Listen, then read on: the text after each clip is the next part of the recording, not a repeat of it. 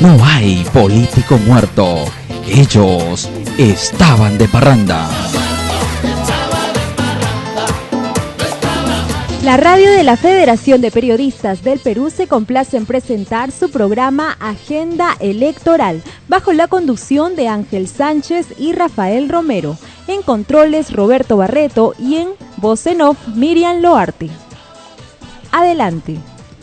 ¿Cómo estás, Ángel? Muy buenos días. Buenos días, Rafael, y para nosotros es bastante gratificante poder lanzar este primer programa de agenda electoral en el cual pues vamos a tener una serie de análisis y sobre todo la presencia de diferentes candidatos a la presidencia y al Congreso de la República, en los cuales van a tener la oportunidad de poder exponer sus planes de gobierno y sobre todo lo que se nos viene para estos 5 años de gobierno del 2016 al 2021.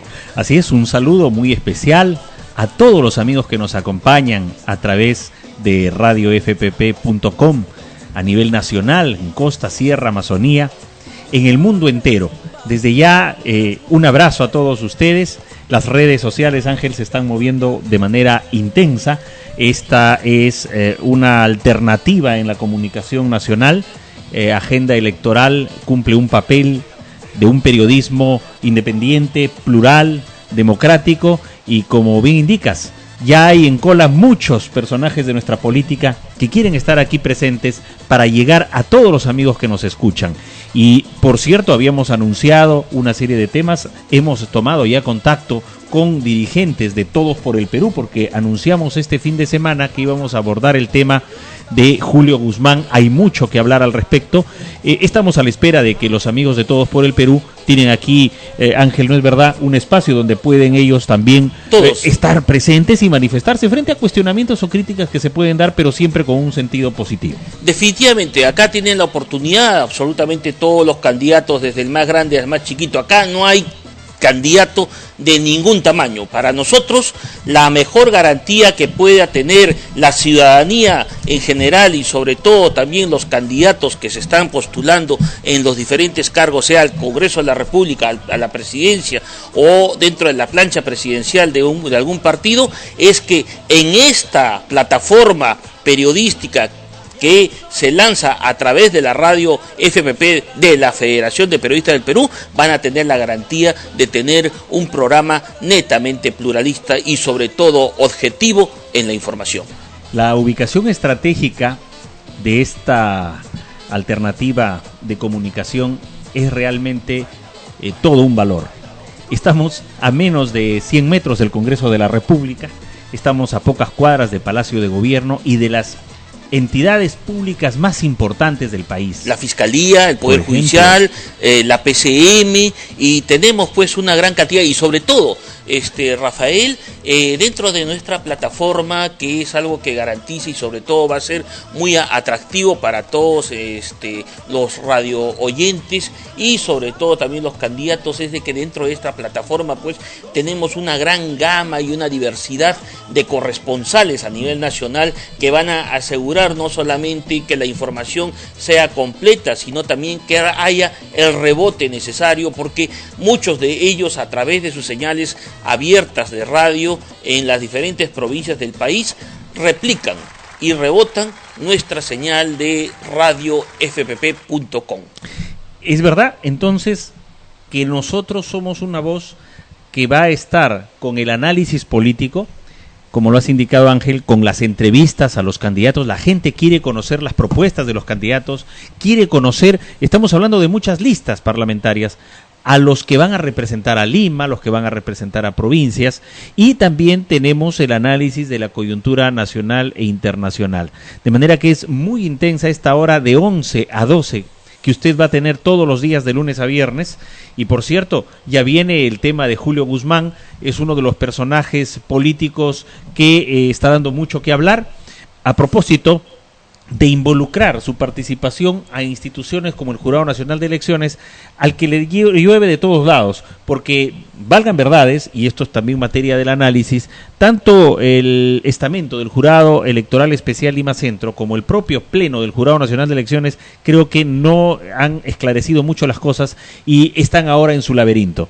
Definitivamente, este tema de el accionar del Jurado Nacional de Elecciones y sus diferentes estamentos a los cuales ha recaído pues estos casos, sobre todo no solamente el de Julio Guzmán, sino también el de César Acuña, el de los otros candidatos que se están presentando, de las listas parlamentarias, que en muchos casos, y lo más emblemático podría ser la lista de Todos por el Perú, que prácticamente han sido observadas 14 listas en provincias. Esto quiere decir que de darse este fallo, o de confirmarse este fallo de los jurados electorales especiales de las diferentes regiones, de ganar Julio Guzmán, pues tendría pues una baja representación nacional, y justamente estos puntos son los que vamos a analizar en este subprograma Agenda Electoral, donde no solamente vamos a tener a los candidatos, sino también vamos a tener a diferentes analistas políticos, a diferentes personajes que vislumbren la coyuntura nacional y sobre todo el planteamiento y el trabajo de investigación. Nosotros tenemos a través, Rafael, de esta plataforma, una unidad de investigación que está trabajando arduamente para conseguir no solamente la información, sino principalmente la documentación que sustente todo lo que lancemos a través de nuestra señal virtual de radiofpp.com. Entramos entonces, mi estimado Ángel, en materia, amigas y amigos, recordándoles que ustedes también pueden seguirnos, como lo acaba de decir Ángel Sánchez, para conocer en detalle las investigaciones que se van a realizar, que estamos realizando, el trabajo de nuestra unidad de investigación, y en el Facebook pueden encontrar algo muy interesante. Búsquennos, Federación de Periodistas del Perú, FPP, y ahí está, con mucha anticipación, cómo se presentó una carta sobre la base de un oficio de la Ley de Transparencia a la PCM, y los detalles del resultado de la respuesta que han dado a la PCM ha dado a la institución. Así es, hace aproximadamente 15 días, como lo hemos manifestado, la Federación de Periodistas del Perú ha solicitado pues a la PCM, en virtud a la transparencia que existe sobre no solamente la documentación, sino sobre todo el accionar de las instituciones del Estado, en el cual pues hemos solicitado oficialmente se nos entregue el documento mediante el cual el secretario general de entonces, el señor Julio Guzmán, solicita al Congreso la rectificación de la partida en la cual se amplía el presupuesto de la DINI, y en el cual justamente el candidato Julio Guzmán, en un programa periodístico de televisión, negó su participación en todos los niveles en los que se haya presentado, y lo confirmó hasta en 3 oportunidades, y este documento que la PCM nos ha remitido confirma, y que ya ha salido publicado también en otros programas periodísticos de televisión, en el cual pues confirma que sí tenía conocimiento, y no como él lo había manifestado, que no había tenido ninguna participación en ninguno de los niveles. Esto de algún modo nos está poniendo ante la opinión pública a un candidato como Julio Guzmán, que entra en una vorágine de contradicciones. ¿Es la única contradicción, Ángel, que podemos encontrar? ¿Qué hay detrás de esta, primero, negación de tener este contacto, de decir que la Secretaría General de la PCM es solo una mesa de partes, y ahora, con el pedido que hace la Federación de Periodistas del Perú y la respuesta que da la PCM ante ello, estamos encontrando a un candidato con una memoria frágil? No sé si realmente se podría decir que tenemos un candidato con una memoria frágil, o tenemos un candidato que peca de omisión. Y eso sí es gravísimo, pues, para una persona que ostenta sobre todo la máxima representación en el país, como es el de el presidente de la República, y de tener pues que con casos tan evidentes y sabiendo él mismo de que él tenía conocimiento y es más, había tramitado ante el Congreso de la República un oficio mediante el cual está solicitando pues la rectificación de la partida dentro del presupuesto de la DINI y lo niegue posteriormente. Nosotros estamos viendo también a algunas otras vinculaciones en las cuales no solamente el candidato Julio Guzmán lo tenga con el actual gobierno y con la pareja presidencial, sino también se está viendo la participación que tiene su actual asesor, el principal asesor, que es Jonathan Raigada, quien tiene cercanía a Tony Blair y tiene cercanía muy activa a el presidente Paul Kagame de Ruanda, ¿no? En el cual pues tiene muchos cuestionamientos de actos de corrupción en ese gobierno de ese país africano, y también de Tony Blair, pues que ha sido acusado, y sobre todo su salida fue por temas de corrupción. La participación que habría tenido, pues las vinculaciones que tendría pues este personaje Tony Blair en los gobiernos latinoamericanos, y principalmente en dos países en los cuales está involucrado el nuestro también, y con el actual gobierno. Bueno, estos trabajos de investigación los vamos a ir paulatinamente publicando, y los vamos a poder ir sacando cómo es que hay estas vinculaciones, y sobre todo la empresa en la cual el señor Julio Guzmán, como es la empresa Deloitte, de la cual es socio, de la procedencia de esta empresa, que tiene una vinculación pues directa con el señor Tony Blair. Y ya ayer hemos escuchado del propio Jonathan Raigada, que ha confirmado pues que él ha trabajado muy cercanamente a el primer ministro británico. Bien, esto es bastante interesante. Seguro los radioescuchas dirán, ¿qué cosa es esto? Tony Blair aparece aquí, aparece esta empresa en la cual es socio el señor Julio Guzmán. Hace poco hubo una conferencia en la Fuerza Aérea del Perú y él se presenta como expositor de esta empresa Deloitte. Y esto es también delicado porque incluso hay declaraciones en IPAE, porque también ha estado vinculado a IPAE, donde el propio IPAE presenta a un Julio Guzmán exponiendo como vocero, como socio importante principal de esta empresa. Y esto es delicado porque estamos hablando de una empresa de qué características. Así es, justamente la empresa Deloitte es una empresa que su principal objetivo es asesorar a los gobiernos para desarrollar una serie de proyectos en los cuales justamente esta empresa es la que se encarga de ver y de facilitar y de viabilizar los proyectos del sector privado para que se ejecuten a través de los diferentes gobiernos.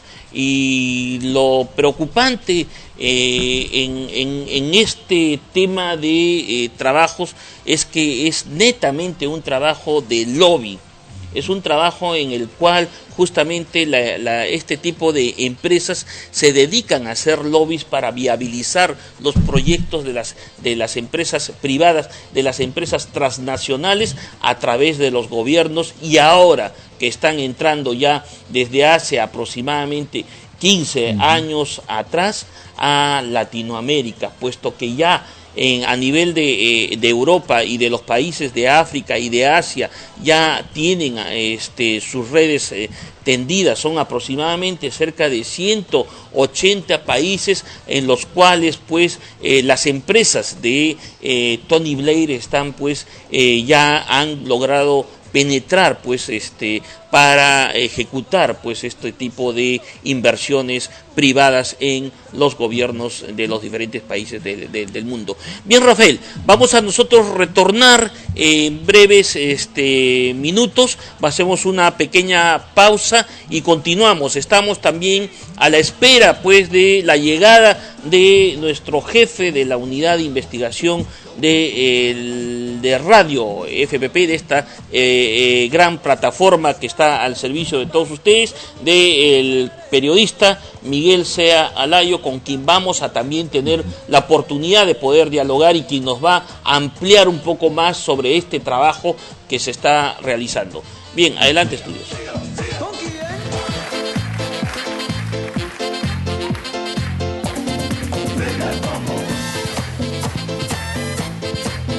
Bien, retornamos y mencionaste un nombre, Ángel.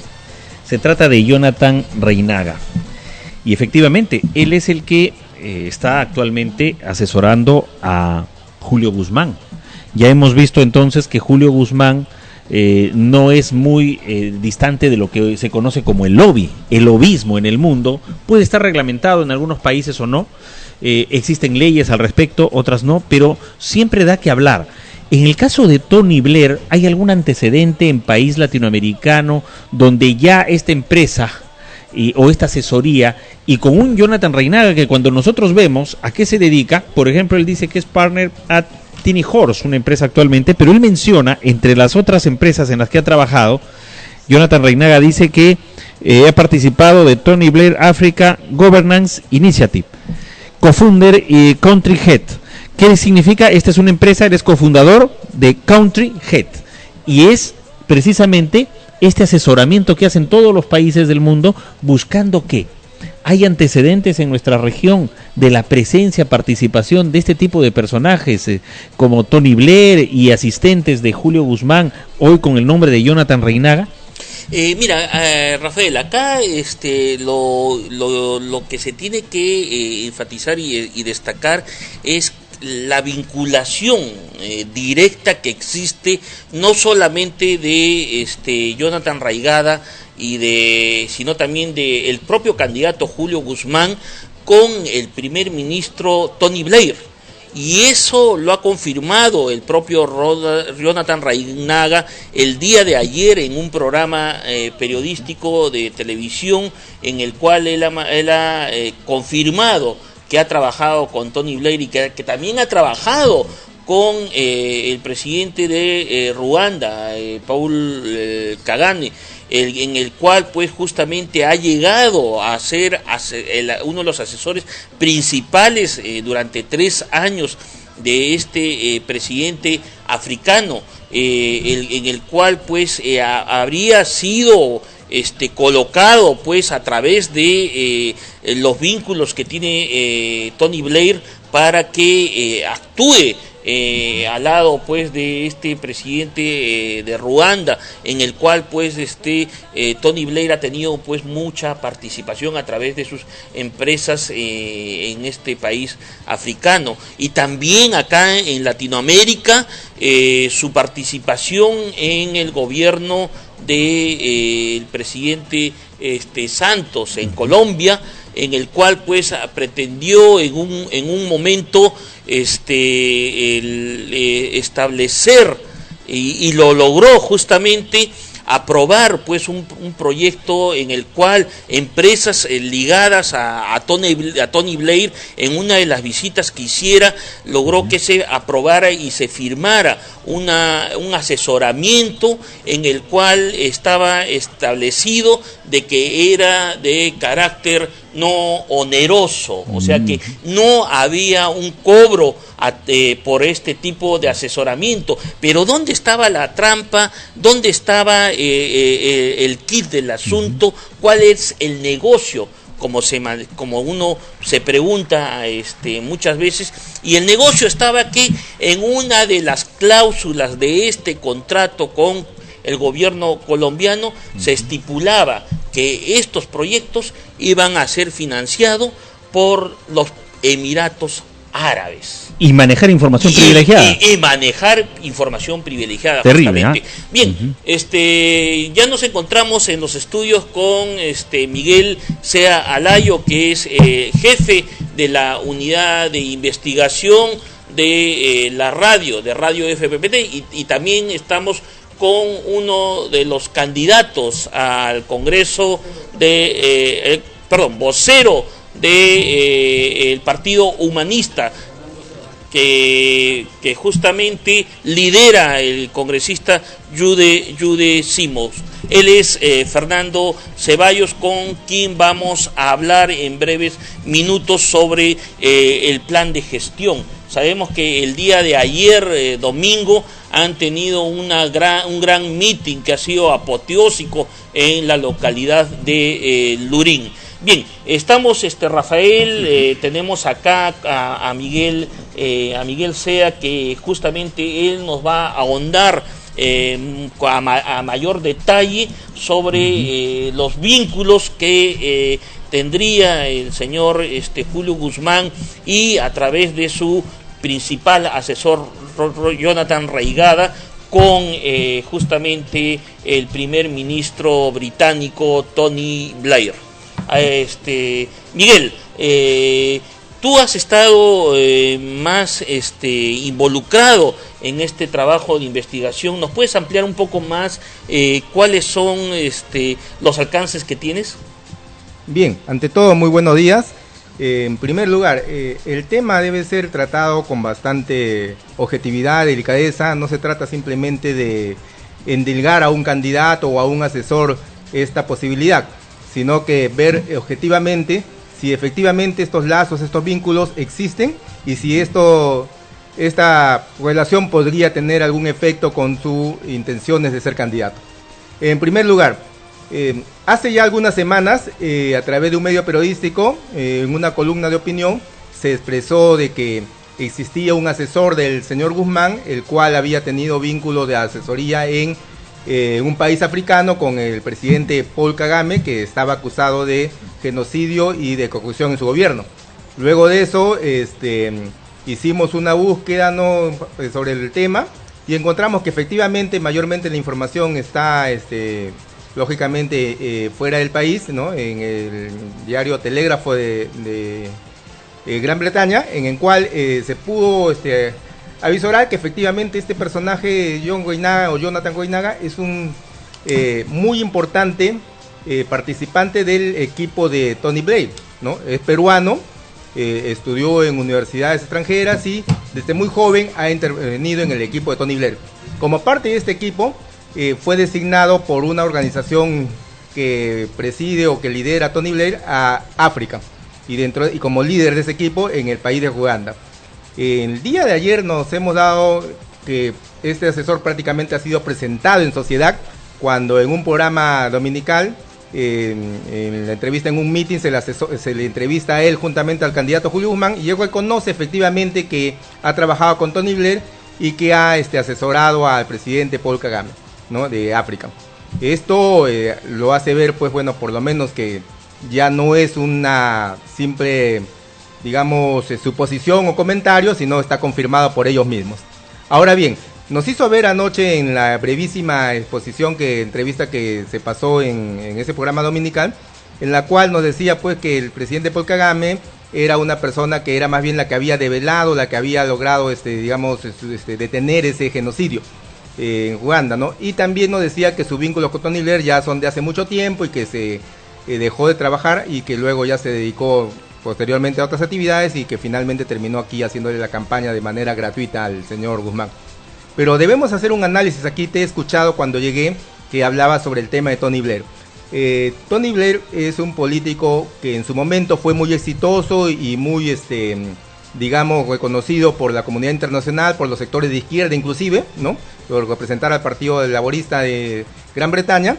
Pero al final de su década de ocupar el cargo de primer ministro en Gran Bretaña, sucedió pues que perdió toda esa popularidad.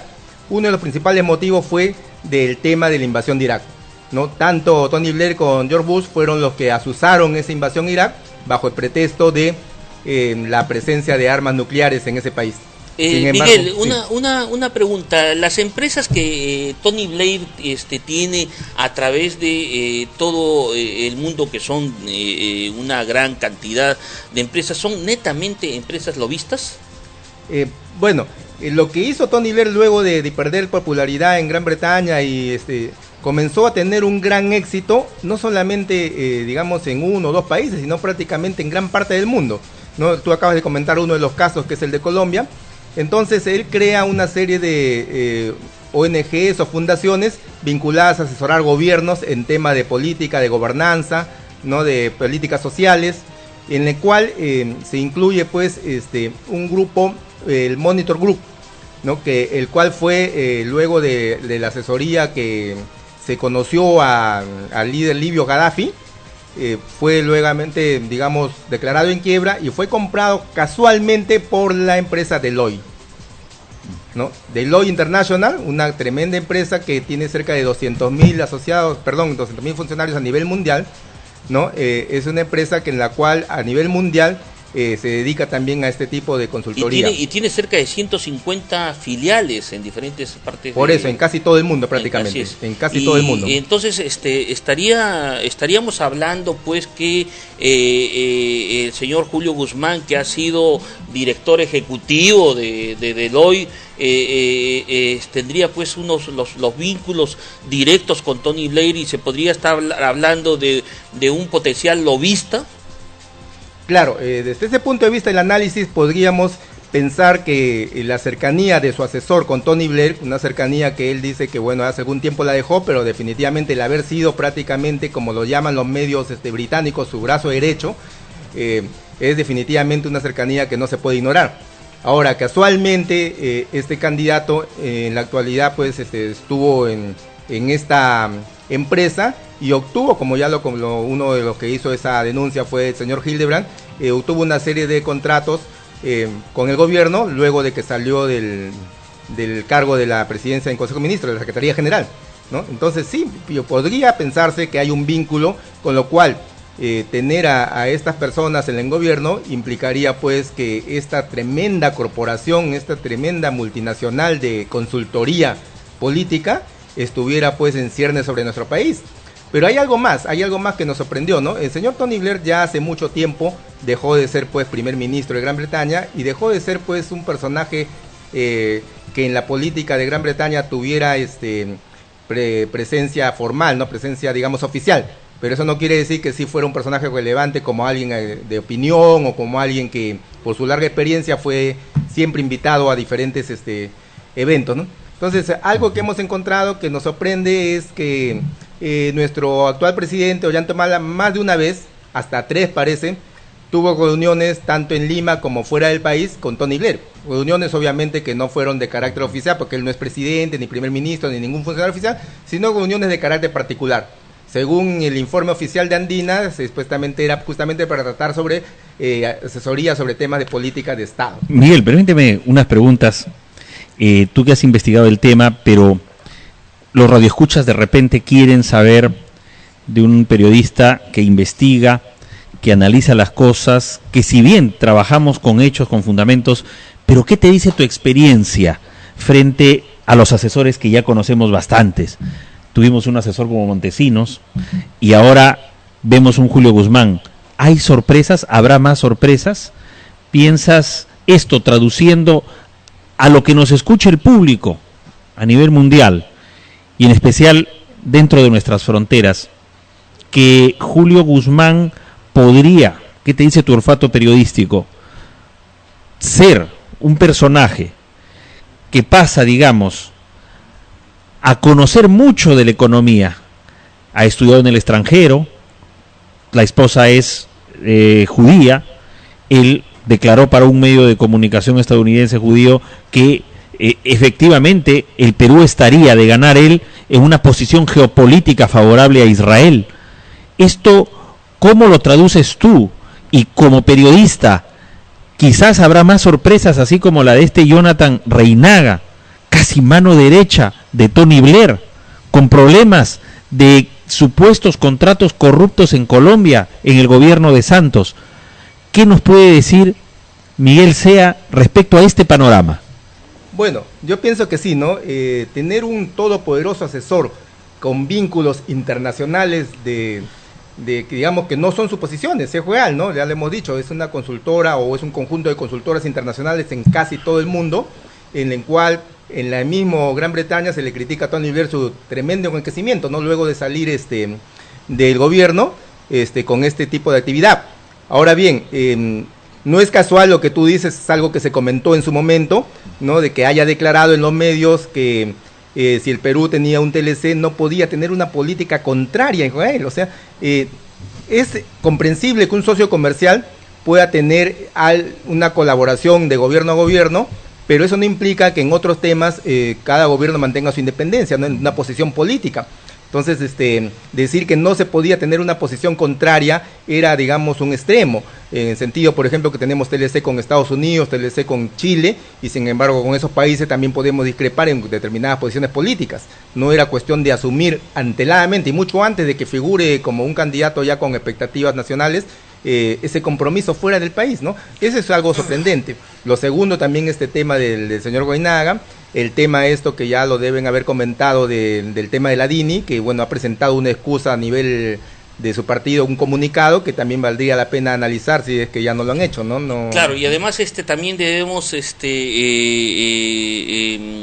comentar que justamente comenzando el gobierno de Ollanta Humala, en la cual tuvo una participación muy activa el señor Julio Guzmán, se reunió en septiembre del 2011 acá en Lima, justamente Tony Blair con el presidente Ollanta Humala, y posteriormente el presidente viajó también a una reunión internacional en la cual pues uno de los principales objetivos también era un encuentro con el ex primer ministro, ¿no?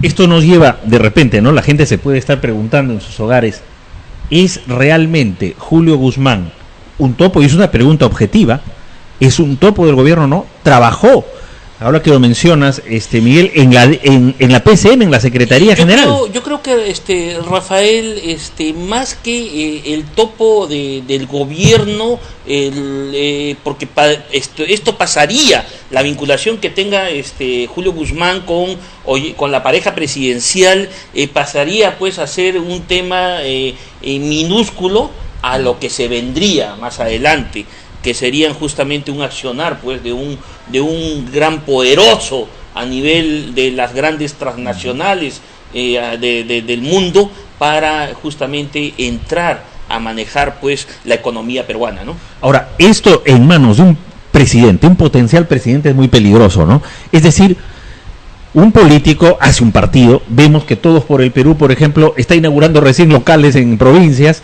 No es un partido antiguo, no es un partido que se ha preparado, digamos, para gobernar, sino que aquí viene una cosa como prefabricada. No sé qué piensan ustedes, pero por ejemplo, por un lado están los asesores de Julio Guzmán vinculados a empresas que manejan información privilegiada muy grande. Por otro lado, el líder de su partido, el dirigente Gonzalo Aguirre, que habla de flexibilización laboral, de despidos, etcétera. Pero por otro lado, Julio Guzmán le enmienda la plana. No estamos frente a una persona que se está revelando ahora que es conocedor del doble lenguaje. No es un candidato que maneja muy bien digamos, yo hablo esta cosa para un auditorio, pero digo otra cosa en otro auditorio. Es realmente una caja de Pandora, Todos por el Perú y Julio Guzmán. No sé qué piensan. Sí, definitivamente. Yo creo que esto, con Miguel ya lo hemos analizado en varias oportunidades, y justamente quien se dio cuenta sobre este riesgo fue justamente nuestro colega Miguel Sea, ¿no?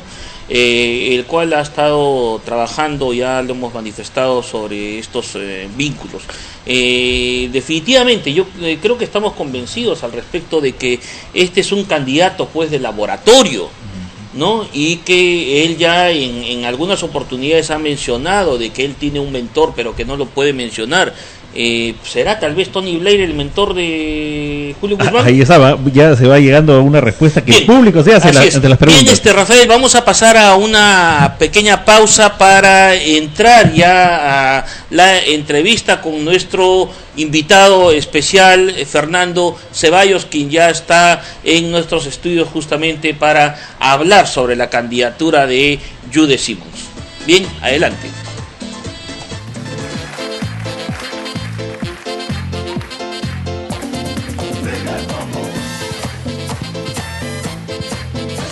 Continuamos en Radio FPP, la voz de la libertad de expresión, y como se anunció, damos la bienvenida a Fernando Ceballos, vocero del Partido Humanista Peruano, y lo tenemos aquí en Agenda Electoral. Además, postulas con el número 22 por el Partido Humanista. Bienvenido.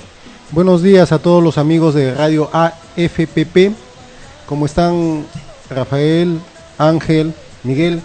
Con ustedes vengo el día de hoy en representación del Partido Humanista como vocero de esta organización política. La primera pregunta es del saque. La gente quiere conocer a los candidatos. Agenda Electoral está dando esa oportunidad. Una pregunta histórica más que nada. La gente se preguntará, seguramente algunos ya te reconocieron de inmediato. Fernando Ceballos, hijo del gran líder Horacio Ceballos. Sí, así es. Horacio Ceballos fue mi padre, como también fue mi abuelo Antonio Patrón Valdivia, primer preso político del Jornal de las 8 horas en el Perú.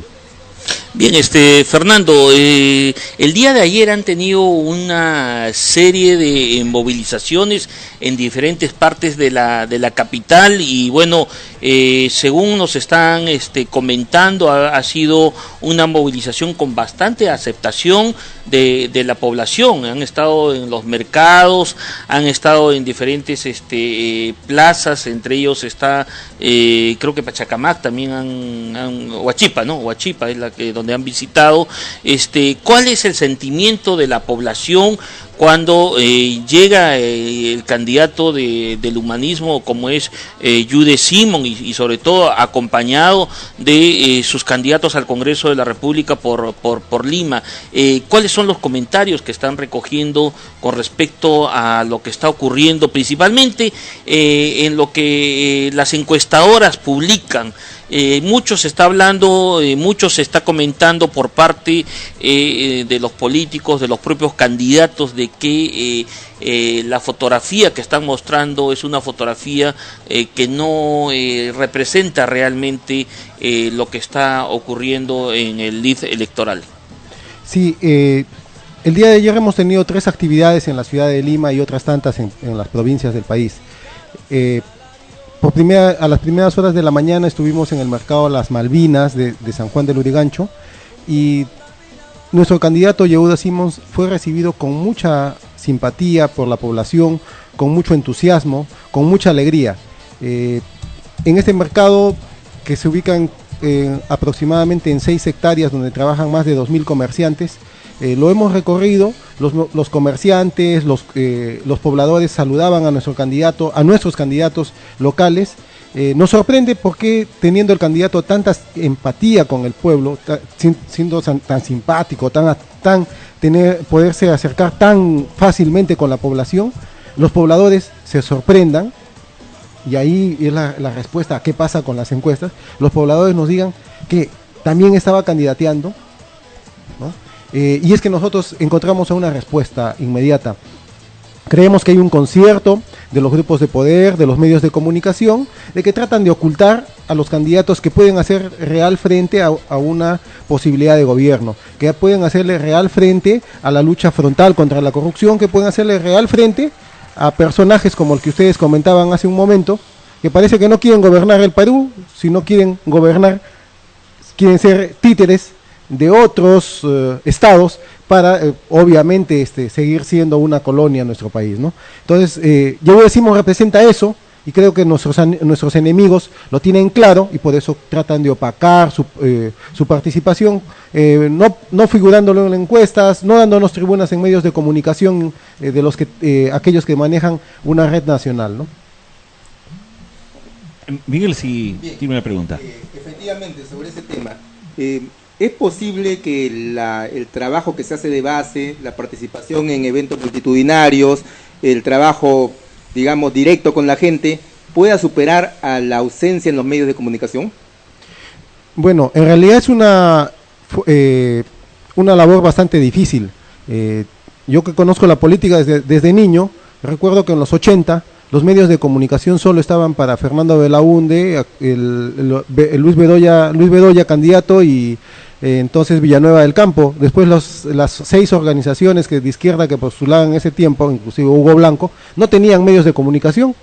Recuerdo que mi padre contrató un espacio de 3 minutos y se dedicó cerca de 1 minuto para explicar de que accedían a los medios de comunicación que estaban dispuestos para otras personas. Definitivamente, seguimos teniendo y el país sigue viviendo, de que los grupos de poder manejan medios de comunicación, manejan formas en las cuales pueden tener a la población informada de forma de tal como ellos quieren y como les sirve. A nosotros nos sirve la calle si no podemos recurrir a los medios de comunicación libres, podemos recurrir a la radio Bemba, podemos recurrir a la radio independiente, a los medios de comunicación independiente, donde sí nos dan tribuna y donde podemos comunicar nuestras ideas, que es nuestra primera labor, luego comunicar nuestro plan de gobierno, que es nuestro objetivo en esta coyuntura, y esclarecer a la población lo que le corresponde y lo que nos corresponde a todos los peruanos. Así es, definitivamente acá en esta plataforma de radiofpp.com van a tener la oportunidad no solamente de exponer sus planes de gobierno, las propuestas que están llevando, porque definitivamente vamos a nosotros procurar en la medida de todos los esfuerzos para garantizar justamente la pluralidad y la objetividad en nuestros espacios informativos. Bien, yendo ya al fondo de lo que se quiere, fuera ya de todo este show mediático que están prestándose incluso hasta los propios candidatos, ¿cuáles son las principales propuestas que el humanismo está llevando para su gobierno? ¿Cuáles son las propuestas para los trabajadores? ¿Cuáles son las propuestas para el sector empresarial, para asegurar también la inversión en el país y sobre todo para contener esa caída que se está viniendo, esa caída económica que en este próximo año, este año que estamos en curso, se está avisorando que vamos a tener algunos problemas justamente en el tema económico, ¿no?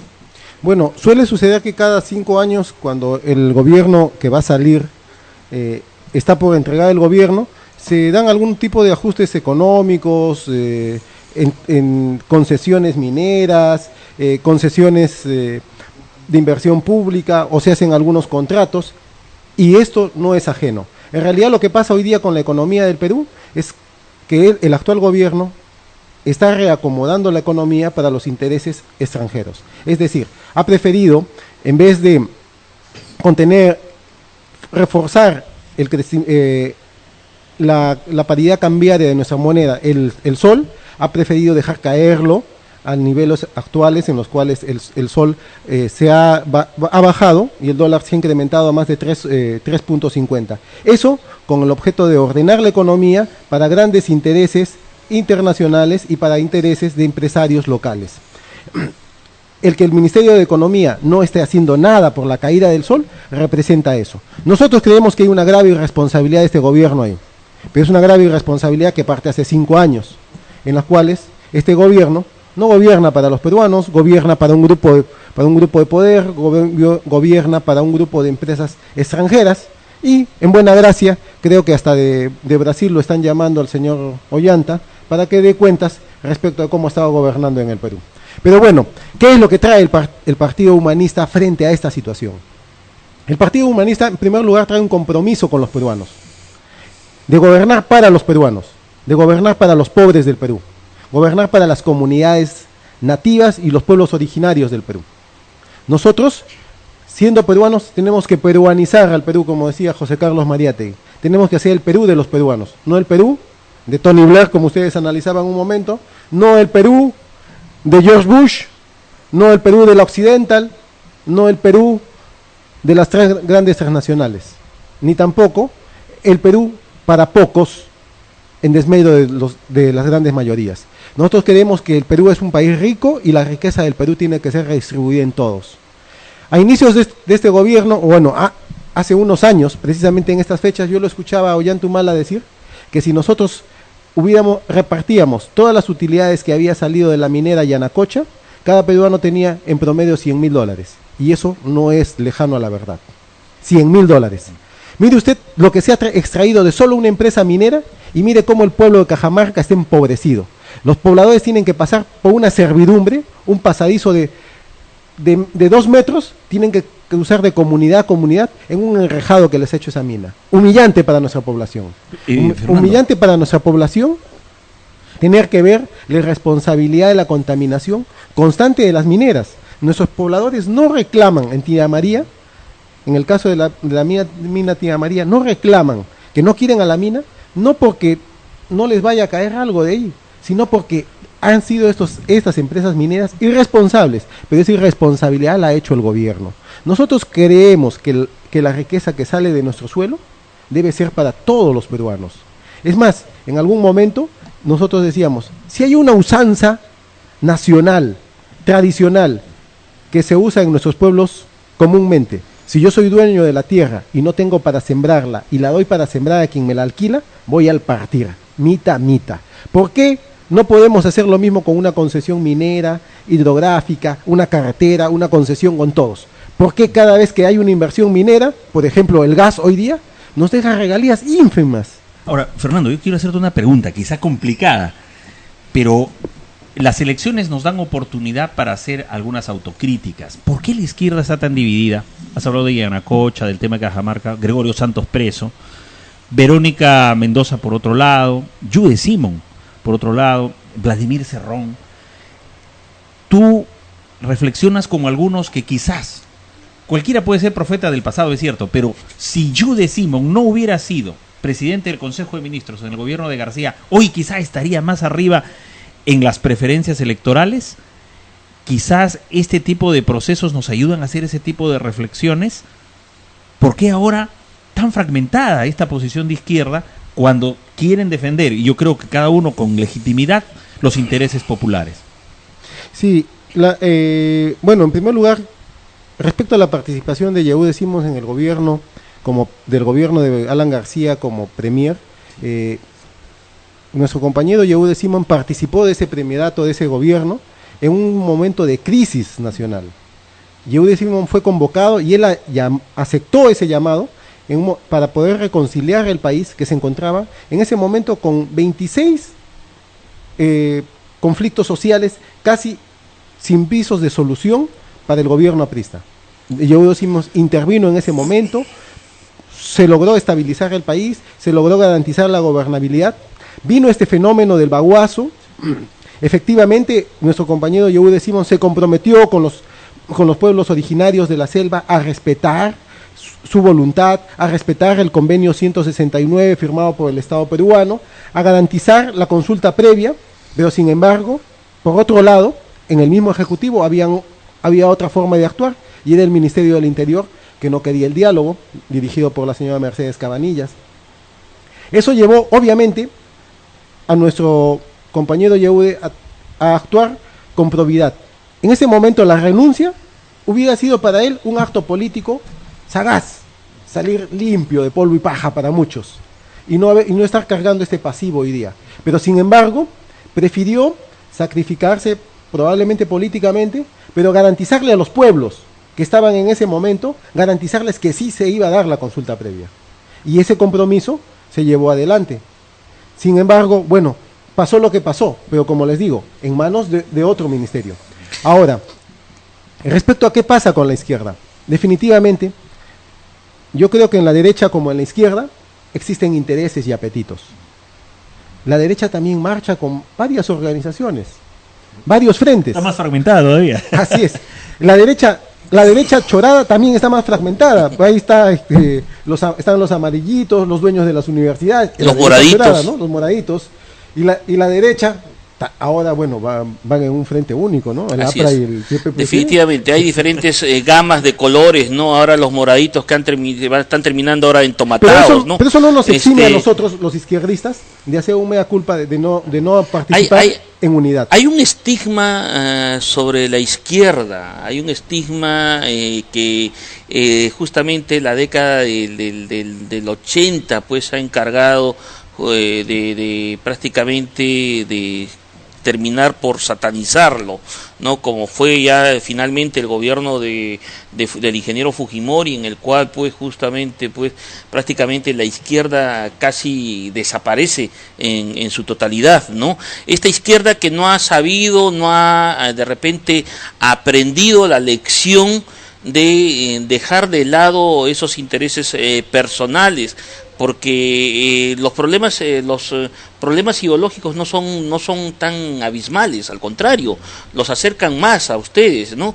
Pero sin embargo los problemas personales de apetitos, como los has mencionado tú hace un instante, son los que están primando, justamente para que la izquierda no se aglutine pues en un solo gran movimiento, ¿no? Yo estoy plenamente convencido que el futuro de la política peruana está por los partidos políticos organizados, con planes programáticos establecidos. El Perú no está para experimentar con nuevas figuras que no sabemos realmente si van a cumplir las ofertas que están planteando.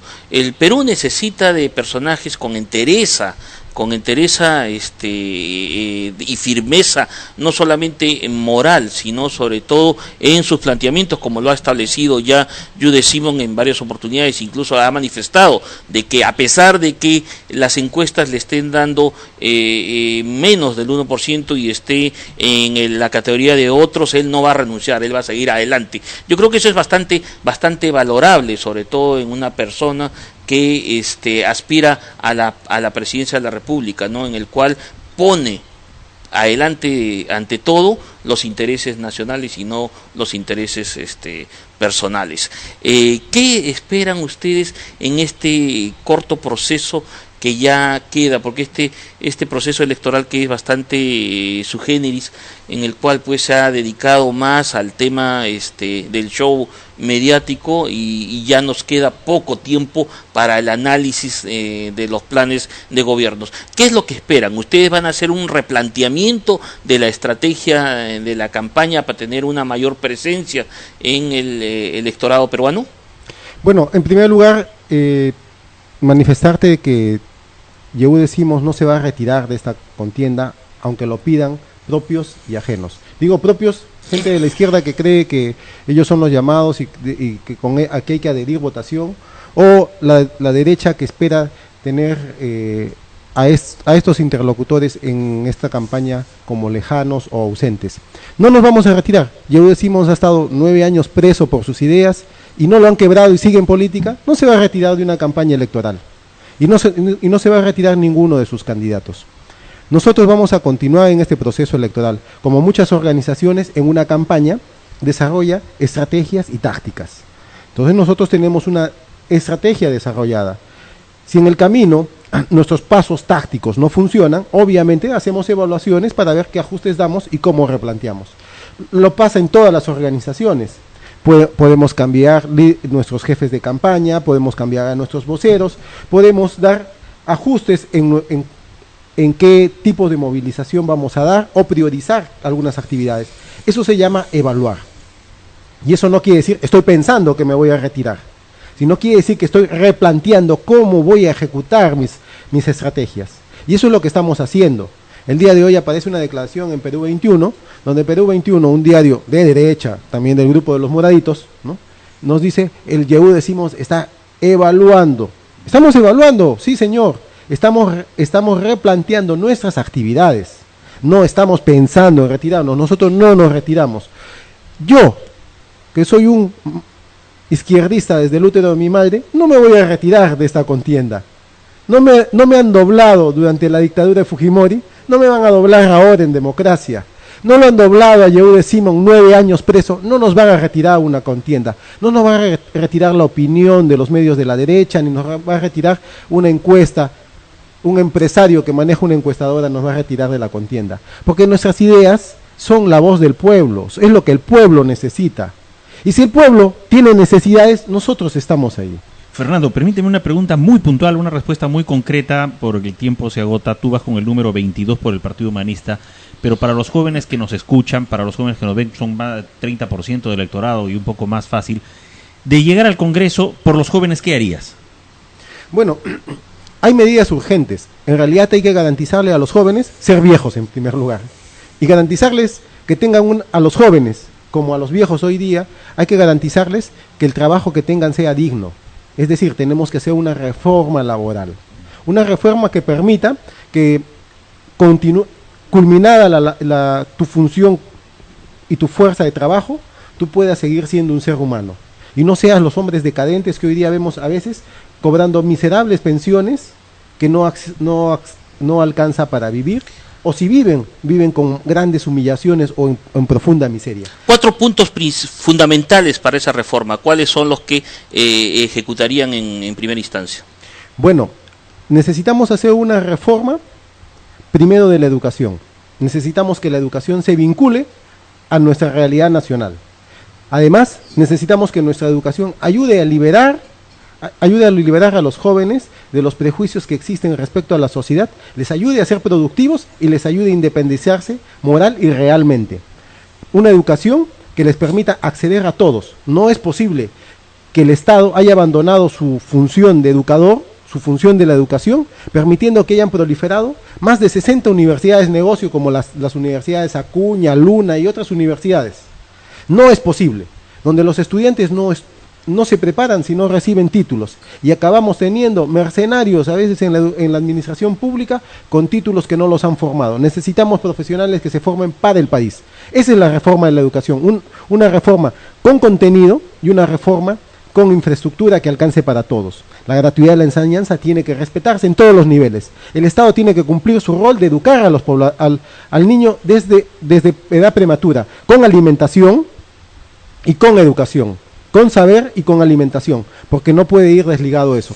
En segundo lugar, procuramos hacer una reforma de la salud, pero reforma de la salud no es como dicen mis 18 compañeros en campaña, que creen que la reforma de la salud es construir hospitales, aumentarle el sueldo a los médicos. Sí, eso también se hace, pero esa es la 7ª etapa de una reforma de la salud. La primera etapa de la salud es concebir qué cosa es la salud.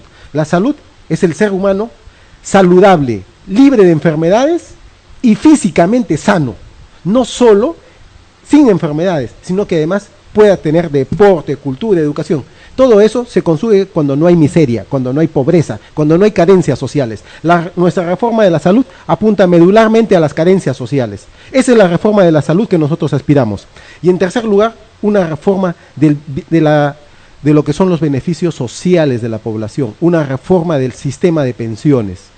Por eso digo, nosotros si garantizamos a nuestros jóvenes trabajo, necesitamos garantizarle a nuestros jóvenes cuando sean viejos. Y a nuestros viejos de hoy tenemos que darles dignidad. Porque este país que tenemos, con pistas, avenidas, edificios y todo lo que tenemos, lo tenemos gracias a esos viejos que hoy día viven una vida miserable. Necesitamos darles comodidad a esos viejos que han construido este país. Y necesitamos hacer una reforma del sistema de pensiones que alcance a las fuerzas policiales, que alcance a nuestros maestros, que alcance a toda nuestra clase trabajadora, a todos nuestros exjubilados, a todos nuestros jubilados, para que puedan tener una vida digna y enseñen a sus jóvenes, a sus hijos y a sus nietos a vivir con dignidad. Finalmente, lamentablemente el tiempo es un tirano, principalmente en la radio. ¿Qué opinión te merece los comentarios que hiciera hace unos días justamente el candidato Julio Guzmán, refiriéndose a la flexibilidad de la legislación laboral, de hacer una legislación más flexible para la inversión extranjera? ¿Qué riesgo puede acaer sobre la clase trabajadora? ¿Cuál sería tu opinión? Bueno, en los 90 se creó se dio el decreto legislativo 728, luego su reglamento, y fue llamada la Ley de Flexibilización Laboral. Hoy día flexibilizar más la relación laboral haría más precario el trabajo. Si ya hoy día es precario el trabajo, si hoy día la misma SUNAFIL, se hacen sindicatos en la SUNAFIL, los sindicatos de la SUNAFIL le hacen huelgas a la SUNAFIL, nos demuestra que el trabajo en nuestro país, la estructura laboral, el régimen laboral está en crisis, está en miseria, está en pobreza. Hacerlo más flexible sería hacer más miserable la vida de los peruanos. Necesitamos conciliar en una mesa de trabajo tanto quienes son dueños de los medios de producción como los que somos dueños de la fuerza de trabajo. Es decir, nuestro Consejo Nacional del Trabajo tiene que funcionar, pero tiene que funcionar no al servicio de los empresarios, sino tiene que funcionar a los intereses del país. Tenemos que garantizar que nuestros trabajadores tengan una retribución justa por la venta de su fuerza de trabajo, por su trabajo, que se les garantice sus derechos elementales a las 8 horas de trabajo, que se les garantice el pago de horas extras cuando tienen que quedarse adicionalmente, que se les garantice una capacitación en las jornadas de trabajo que tienen, el lactario para las mujeres que tienen niños, el derecho para de maternidad y paternidad. Tenemos que ponernos al nivel de los países desarrollados. No es posible que en un país pobre se busque cada vez precarizar más el trabajo. Yo creo que si nosotros fortalecemos el trabajo, los empresarios también van a fortalecer sus empresas, también van a tener utilidades de un trabajo fuerte. Yo tengo experiencias buenísimas en algunas empresas en las cuales trabajaban de lunes a sábado, pero sin embargo he visto a los ingenieros industriales de San Marcos entrar a revolucionar esas empresas y decir, a partir de hoy día se trabaja de lunes a viernes, pero entregamos la producción. Es decir, tienen un día más los trabajadores para disfrutar con su familia, para desarrollarse y levantar la producción. Sí es posible, no hay que explotarlo al trabajador, hay que pagarle lo justo, hay que darle sus topes de trabajo, que cumpla con su jornada de trabajo. Y capacitarlos, porque desde luego todo va con eso. Yo creo que un empresario, cuando quiere un trabajador óptimo, lo capacita, le da el entrenamiento que necesita y tiene el trabajador que necesita y la producción que requiere. Pero eso se paga, eso se compensa, y se compensa de la forma justa. No se explota ni se enriquece del trabajo. Así es. Bien, te agradecemos, Fernando, tu presencia, y queremos comprometer a través tuyo y a través también de el secretario general de el Partido Humanista Peruano, como que es Roberto Sánchez, para poder tener acá en nuestros estudios a Jude Simon como candidato a la presidencia, para que él pueda también absorber algunas inquietudes que justamente se está haciendo, no solamente el periodismo, sino principalmente la población nacional. Bien, Rafael, sí, estamos ya concluyendo pues esta primera edición de Agenda Electoral, que está saliendo por la señal virtual de radio fpp.com de nuestro gremio periodístico, como es la Federación de Periodistas del Perú, en el cual pues a través no solamente de este programa, sino de toda nuestra plataforma, vamos a poner todos nuestros esfuerzos denodados para poder no solamente contribuir al fortalecimiento de la democracia, sino principalmente también contribuir al fortalecimiento de los gremios de base, de las organizaciones de base, porque esas organizaciones de base, no me voy a cansar de repetirlo, son el eslabón que existe entre la población y el gobierno, para justamente canalizar las grandes demandas sociales y evitar justamente los estallidos de los conflictos que muchas veces terminan con muchas muertes. Bien, Rafael, gracias, tus palabras. Simplemente muy agradecido, muy contento de haber llegado a los radioescuchas, y un saludo especial para las bases de la Federación, haber compartido contigo, Ángel, este tiempo, contigo, Fernando Ceballos, y con Miguel Sea también que presente, y ya tiene mucha experiencia en el análisis político, sí, a través de esta plataforma. Ya en varias oportunidades hemos tenido ya sus análisis, sus trabajos de investigación. Hemos divergido, hemos tenido muchas a veces discrepancias en algunas cuestiones, de repente de forma, pero no de fondo. Bien, agradecemos a cada uno de ustedes, a ti y Fernando, a través de nuestra plataforma de radiofpp.com, y le damos las gracias a esta primera edición y a todos nuestros radioescuchas de Radio FPP, la voz de la libertad de expresión.